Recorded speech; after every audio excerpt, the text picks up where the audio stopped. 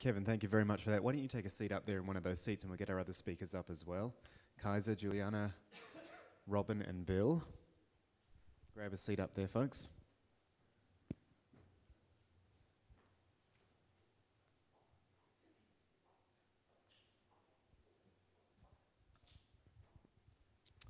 All right, I'm going to start things off. And I actually want to start with you, Kevin. Should I, and any other journalists who are out here, be scared of citizen journalism? Looking at all that, I see those last examples were brilliant because you showed as a journalist how you used however many different platforms to get your story out there. You've clearly embraced the idea. What about a more traditional journalist who doesn't want to? Are we getting into assimilate or die territory, or is traditional journalism as we know it still safe?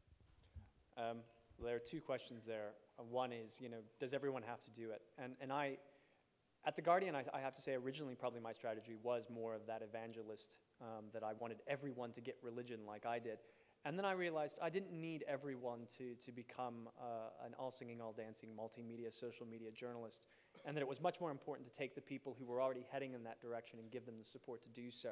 Now, is it an, assimilate or die kind of, you will be assimilated into this future? I think, no, I still think that two of the projects, this was 2008. In 2004, I did a very similar project. As a matter of fact, it's how I got into social media. And there was another journalist that I traveled with who was doing traditional long-form stories. And actually, that was a wonderful compliment because we had the kind of, take a breath analysis of what was going on, and then me kind of this, living in the flow. And I think, that's the great way to do it, is that kind of complementary way. I worry now that because of some of the business model issues we've talked about, that we may not have that choice anymore. But I still think that there is a marriage of both, kind of the flow, but then let's step out of this, 24/7 news cycle, and what does it mean? So I think that there's a role for both. Questions from the floor. So right there, and then we'll come over to you guys over there.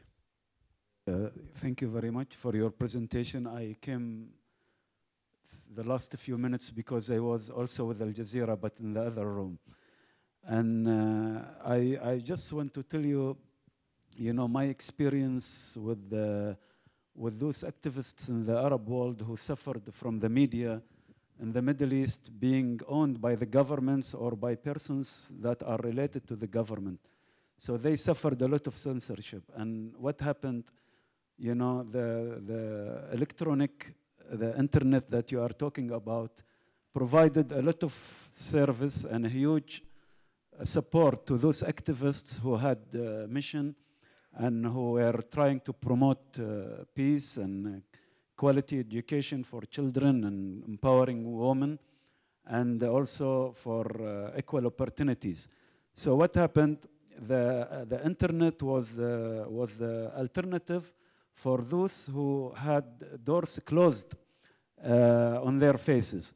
And what happened? The governments, some governments in the Arab world sent hackers to attack those websites of those activists, but those brave men and brave women, they put their own money and their own resources and their own efforts to launch those websites again. And also, I saw the gentleman from China talking, and I am also proud of the Chinese people and their struggle with the government trying to censor them, but with being brave, they were able to make the whole world understand the ambitions of the Chinese people. And what happened? They were able to censor some interference and some talk and writings of Chinese activists, but in the end, those activists won, and then they made the whole world understand the problems being identified in a community in the society of China. So I'm talking about the activists who have the wish and the ambition to continue with their mission through their internet. That is now why the governments are being more soft with their media and with the press and with their TV and with their channels. Not because they want to become now good people and give more space for activists and for politicians and human rights activists, but because they were competed by the internet, so they had no other choice but to relax. So whoever of you who are involved with in the websites and in the internet, I give them my blessing and my thanks and my sincere thanks for whatever they done. So I'm talking about the dictators. Dictators in the end, dictators, they cannot continue with dictatorship as long as internet, electronic services is there. And in the end, Sir, can I just, have you got a specific question? Yeah, my question is, how could those persons who operate websites successfully and those websites visited by thousands of people can benefit out of those websites to generate revenue from advertising and from sales and from marketing to support their mission? Because alone, they cannot continue. Because we people, I am not, I don't know how to use the internet, but I know how to get information from the internet. So for me, it is important for people like you to continue in order for me to get access to that information. So what are the resources so you could have financial continuity? I am Hassan Al-Jufairi.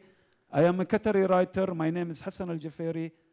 I thank you for your presentation. Thank you, Hassan. Let's put that to Kaiser then. So basically, how can, if you need to fight the system, how can you finance yourself? Can you use the internet? Sure. You leave yourself particularly vulnerable when you do decide to become a commercial website with overtly political ambitions in an internet-censored country especially. There is an inherent contradiction there. If you decide to become a corporate entity, suddenly you are subject to a lot of other regulation. Suddenly, you're visible to the tax authorities, you're visible to a lot of other organizations. I would not recommend it. I think that there are other sources of funding to be had other than advertising. I mean, you're not going to be able to fund the revolution on Google AdSense, I promise you. I would suggest there are a lot of organizations out in the world that will donate money, that will fund noble causes like the ones that presumably you would embark on. There's a universe of NGOs out there, some of them with quite deep pockets. Kaiser, thank you for that. Question over here. Thank you very much. My question is for Juliana and Kaiser mostly. It is about increasing influence of China on the media in Africa. If you look at example like Ethiopia, China through ZTE is investing something like $2 million to overhaul the telecommunication there. At the same time, Ethiopians can access websites from the diaspora because they are blocked through the support of the Chinese authorities. If you move to Zambia, the Chinese are supporting the state broadcaster there and supporting it not just as a propaganda tool, but also increasing professionalism in a way that resounds with what we heard today and Al Jazeera is supporting. But this support became even stronger right before the election. And if you look at the platform of the two parties, the opposition party had a sort of kind of anti-China platform. So I'm really struggling to understand, it seems that a new model is emerging, but I'm really struggling to understand what is this model, what is good and what is bad. And I would really like to hear what you think about it. Juliana, why don't you go first? Thank you for your question. The involvement of China in Africa in the last couple of years has raised some eyebrows, particularly with the fact that they're giving capital with basically no strings attached. In some cases that may be good, that may be bad, and I'm speaking obviously not in my capacity as Ushahidi, but just my personal opinion. But in the case of it supporting regimes, like in the case of Ethiopia, that end up censoring people's access to the internet, that's definitely problematic. And I think what we can do as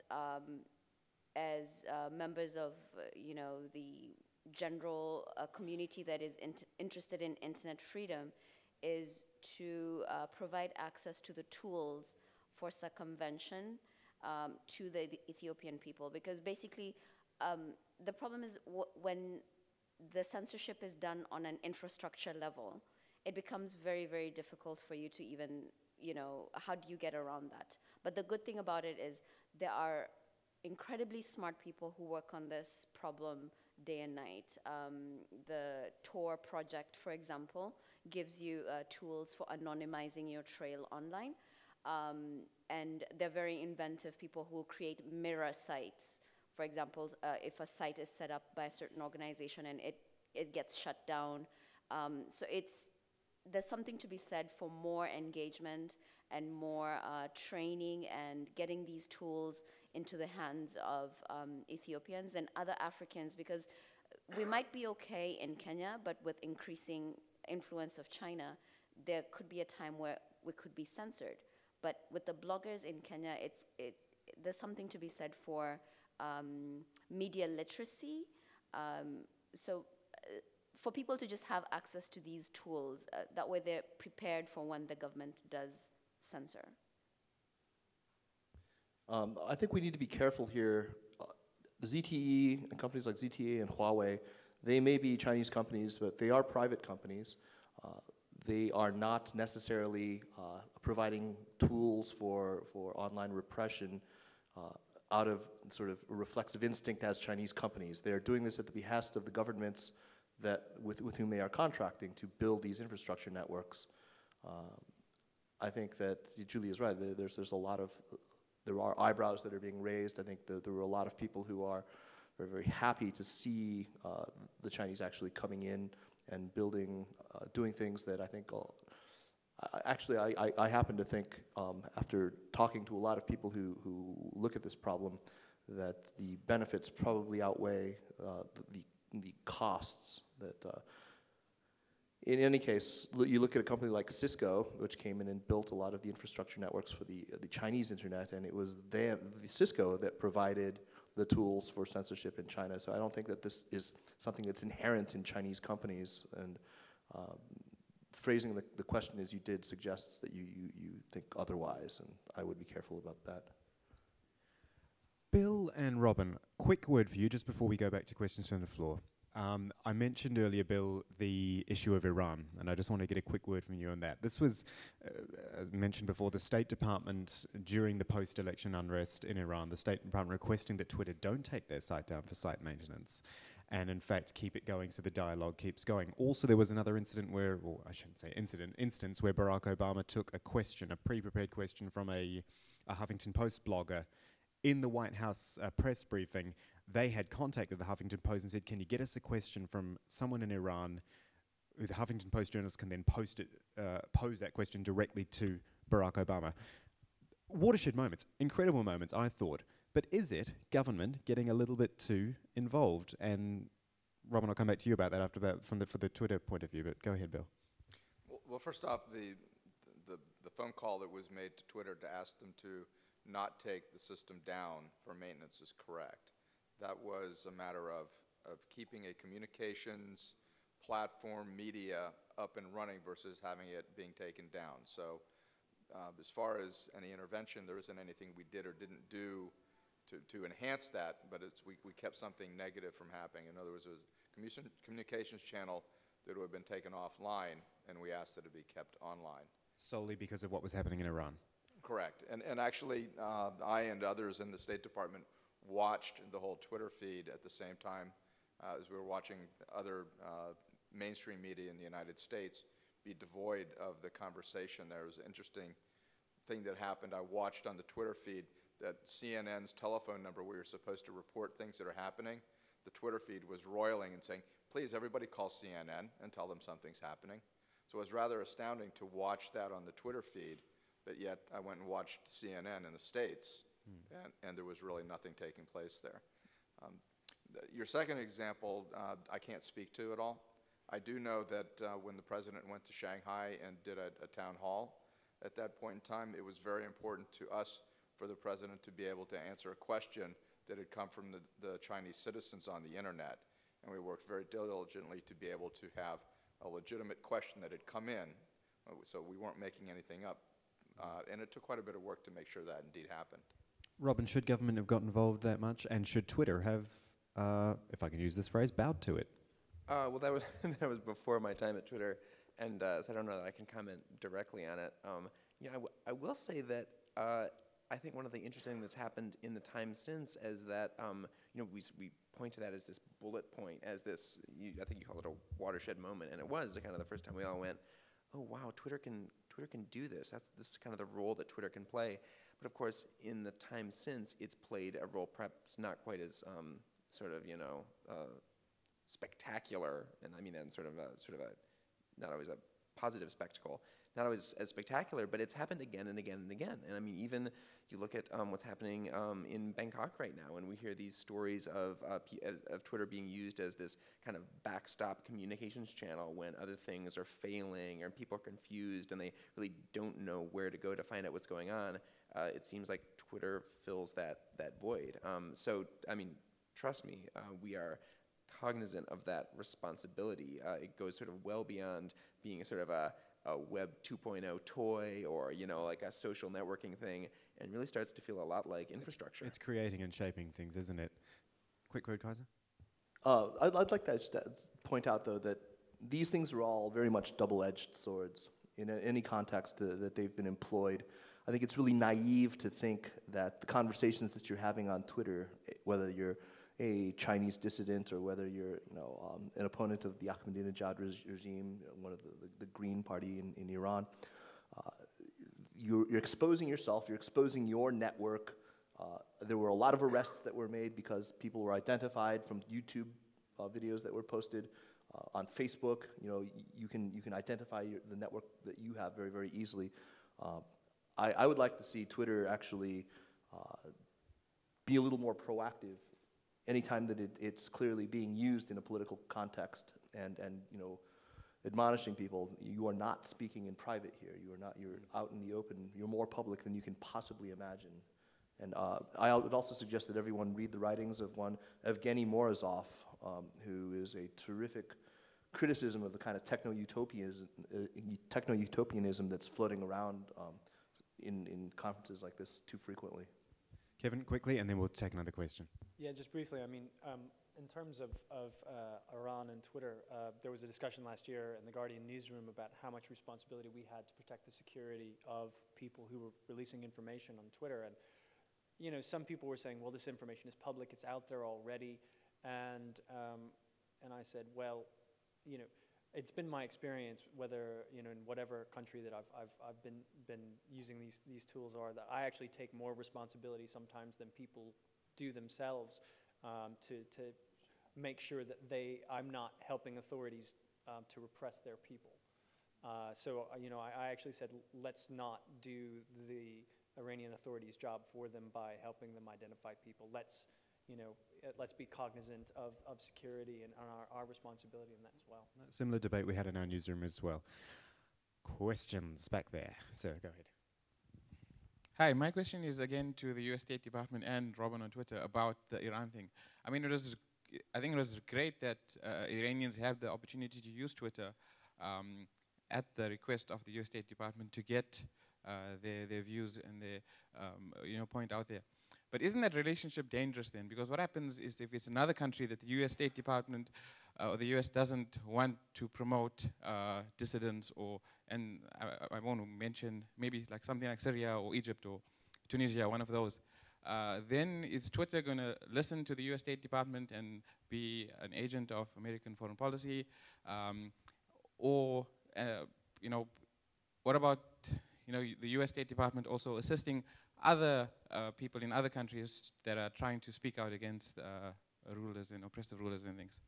Okay, let's go to Bill first, because you had something to say. I wouldn't say that. I would look at it as a case of there was a communications channel that was going to be taken down for scheduled maintenance. So it wasn't a matter of us saying, oh, everyone should go use Twitter to do reporting, etc. So it was really just a matter of looking at the option and asking Twitter if they could leave that up. Now, I can tell you that the people that I talked to, which is not everybody in the State Department, I'm not sure that we had any real perspective on anything was going to happen or not happen. But it was just a matter of that additional platform being open and available for people to have that conversation. So I don't know that there was any encouragement that people should go use that and then tell Twitter, hey, don't take that down, keep it up. It's a matter of, in our business, the additional opportunities for people to convey information and talk, whether it's something, we don't know what they're going to say, but it's a matter of having that opportunity there for people around the world to be able to speak. And I think if there's a whole lot of information on the Twitter thread and at that point in time, and how much came from inside Iran and how much was outside. So there's a lot of information, so that's worthwhile taking a look at as well. Robin, anything to add? Well, I would just say, sort of another concrete data point, we tend to sort of focus on, again, on this one sort of spectacle of the last year, but actually very, very recently, this last week, one of the state attorney generals in the U.S.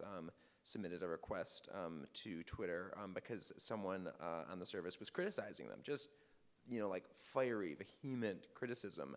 It was anonymous, and so this attorney general said, hey, tell me who this is and make him stop. And we said no.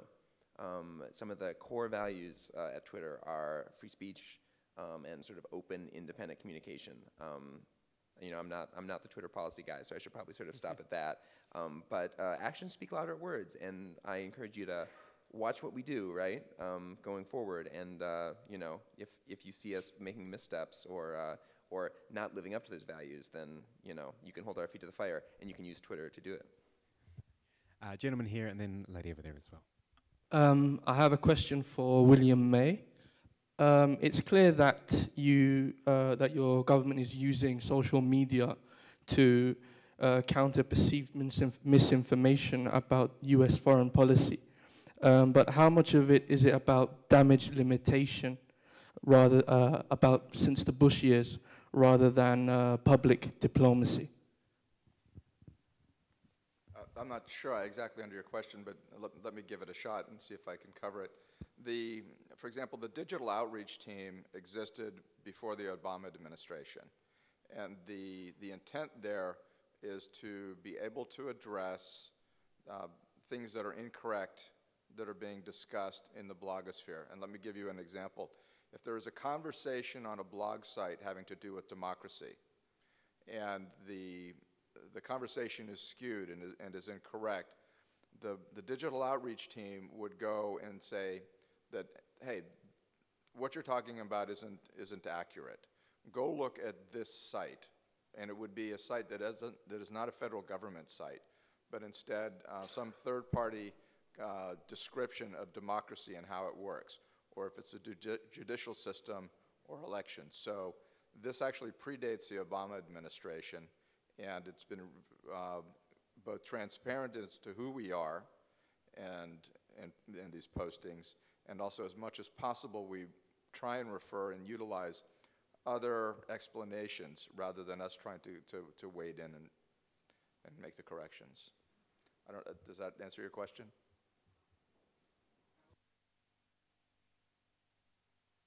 Yes, over there. And then you, Joshua. Okay, my question is to Kevin. Actually, I've been following the tweets right now, and I've seen 2 tweets by 2 different people talking or arguing actually about what you said. It seems that someone has understood that you said that a Guardian is depending on social networks as a resource for the information, and somebody else said, no, that's really not what he said. So my question is, I mean, right now we know that the difference between the normal press, the printed one, and the new media is that people say that a normal newspaper will never become something from the past because they are still the credible. I mean, you can depend on the source of the information, but with the Twitter or other social networks, you can't do that. So, I mean, I'm just thinking, how do you ensure that the information you get is accurate, and especially that it comes, when it comes from different parts of the world and different cultures, different backgrounds, and different, aims and agendas. So how do you don't fall in that trap? I'll say two things. One is, I'll just say something I said in my presentation, and that is, I have traditional standards and ethics. I just use different tools. And the other thing I would say, both for the BBC and the Guardian, is that we have one standard of journalism, regardless of the platform, whether it's online or in print. And that's what I'll say about that. In terms of verifying those methods of verifying sources, that's not a new media job. That's a journalistic job. And again, it's not something that's the internet has changed. How do I know that a source is accurate? One, I know if I'm covering a certain area, if I have a certain beat, I know the sources on that beat. So I can actually go through my Twitter feed and I can tell you almost every single person, who that person is, who they work for, what they do, what their point of view is. So I actually know the people who I interact with on social networks, just as I would in a traditional sense know the background, point of view, bias, agenda of the sources that I have in the real world. So it's very much the same type of process. A lot of times, in terms of cultures and other languages, sometimes I use proxies that I trust, like Global Voices, who help me understand cultures that I may not have had that much experience with. So again, it's a lot of traditional fact-checking.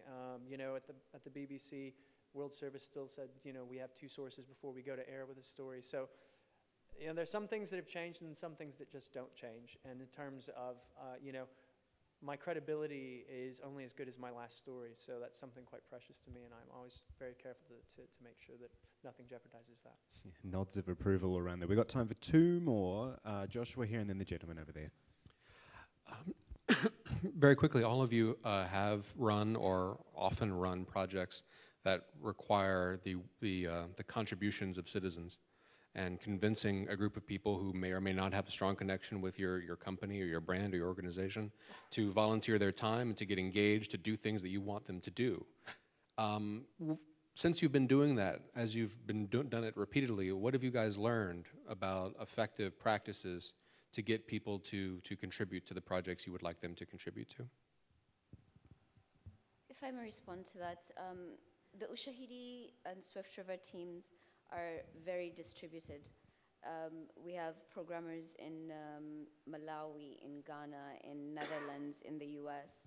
So I think the biggest thing that we've learned from dealing with the virtual team and bringing in more developers and other supporters is that people want to feel like they're part of the solution. So one, have a clear statement of what it is you're trying to do, and hopefully give people a channel for how they can contribute, and as much as possible operate in the open such that they can find you and connect with you directly. So that's just one of the things that really help. But in terms of building a global community, that is a really big challenge, and we're learning a lot from folks like Global Voices, because the great thing about global communities is these people in different countries are able to localize your software and make it their own for that particular area. And that's, I think it's really helped us to get more visibility in areas where we wouldn't otherwise get visibility, because people can take your tool or take your solution or take your message, make it their own, and in turn evangelize for you. I would add 2 things to that. And our business is a little bit different, but in our online chats and all of the things that we do with these larger communities, I would say there's 2 pieces. One is respect for the people, the community that we're dealing with, whether that we agree or disagree with them, but it's a matter of respecting them and demonstrating that. And then the other is transparency, so that it's always in terms of they know who we are, what we're talking about, and we can engage in a respectful manner. Go ahead, sir.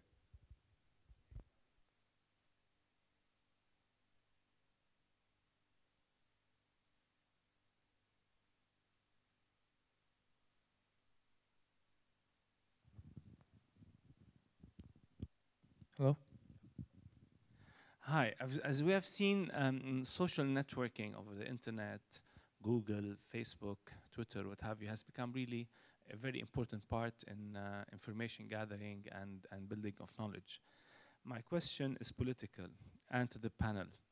Can accessing these engines and the internet be part of sanctions, of the sanction system that the US can use against countries they don't like? Actually, it's interesting. When I worked for the BBC in the late 90s, of course, there was the NATO bombing of Serbia. And correct me if I'm wrong on this bit of history, because you'll know this. But there was actually, the US military was considering shutting down communications to that area as part of the campaign.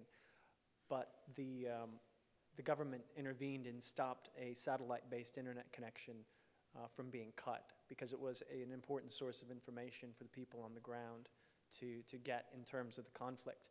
And one of the proud moments as a BBC employee was after the conflict in Serbia, there was a front page story because there were actually an uprising in the Serbian military after the conflict.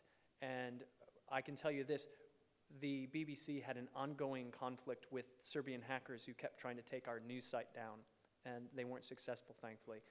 And this uprising was actually fueled by a disconnect between what the members of the Serbian military saw on state TV and what they saw on the ground. And one of the great quotes that just filled me with pride as a BBC employee goes, "We saw state TV, we saw the BBC, we believe the BBC." And that was in part because that internet connection wasn't severed. So sometimes I think in terms of sanctions, the sanction might not be cutting off access, but making sure that access remains. I can't even imagine a situation in which cutting off internet access would serve state ends. The regimes that we typically find to be loathsome are precisely those who would deny their people increased internet access. I think that Barack Obama said it so beautifully at the in Oslo when he was accepting his Nobel Peace Prize. He said, "Engagement with repressive regimes may lack the satisfying purity of indignation." And I thought it was one of the most beautiful utterances to have come out of his mouth. And I think that if you look at the case with Google, this is my objection to Google. I think that when they came into China in 2006, they had the idea of engagement in mind. When we evaluate how they did 4 years later, we can't look at them as having set out to engage with the Chinese government and change its mind on internet censorship. That wasn't its idea. It wasn't set up to conduct diplomacy in that way. Its idea was to engage with the Chinese internet users. And over the next 4 years, they successfully built a brand that was synonymous with integrity, with innovation, and with connectedness to the global internet. They built a company that really truly expanded the information horizons of Chinese internet users. And so 4 years later, I think that we have to say that on that level, they were very successful. The policy of engagement had worked. And so I think it's truly pitiable that they sort of withdrew from China rather than continue. I think that this is a microcosm for the sorts of policies that you're talking about. Withdrawal is never better. I think that participation is always better. If your idea is to overwhelm with the internet, nothing has been better for the advancement of freedoms, personal freedoms in China, than the active, engaged participation of US internet companies and the money that's come in from Silicon Valley, from Sand Hill Road, the venture capital money, the private equity money, to fund Chinese internet startups. Fantastic discussion, and not one of us tweeted, we talked, which makes a nice change as well. Round of applause for our panel, please.